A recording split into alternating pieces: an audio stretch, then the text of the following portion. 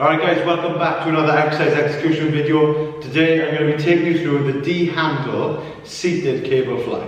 So we're using a wide cable stack machine here, so we're using both sides. We set up an adjustable bench at a 90-degree angle, so that's what's going to be our base to press against. It's going to create a lot more stability than actually doing a freestanding cable fly. So this is going to be targeting the chest. It's going to have some anterior depth in there as well. We're going to try and isolate the pecs as much as we can. So you set it up and the cables are on mid-height so that when you're sitting down it's in line with your shoulders.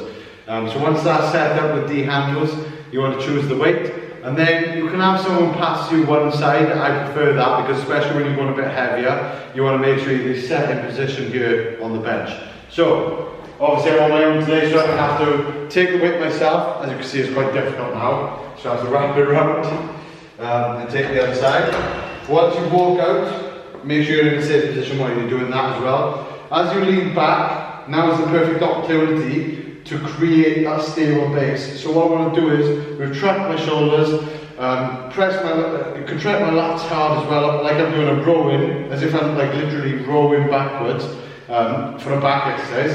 Make sure my lats are switched on. I press through the ground hard, so I've got a stable base there as well. And now is the tricky bit. I want to open up into a fly, because this is a fly, not a press. So with a press, you'd be inwards like that. Well, what we're doing here today, we're doing a fly. So make sure the weight is nice and light. Open up your arms so that there's only a slight bend in the elbow. Never, I wouldn't even do it now, fully straighten out your arms. Make sure there's a slight bend throughout, so that you've got control of the weight and it's not going through your elbow joint. So once you're in that starting position, in your active range, so not too far back, that's hurting my shoulders now. Make sure you're in your active range, so I'm slightly forward there.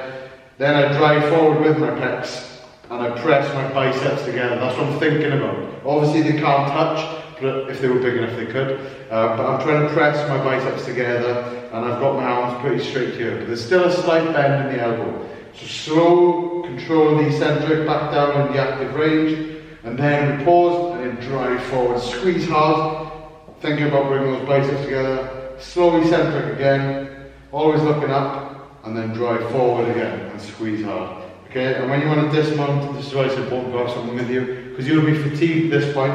Make sure you've got someone with you to put it back, and then take and walk the other side back as well. Okay, brilliant exercise to isolate the chest.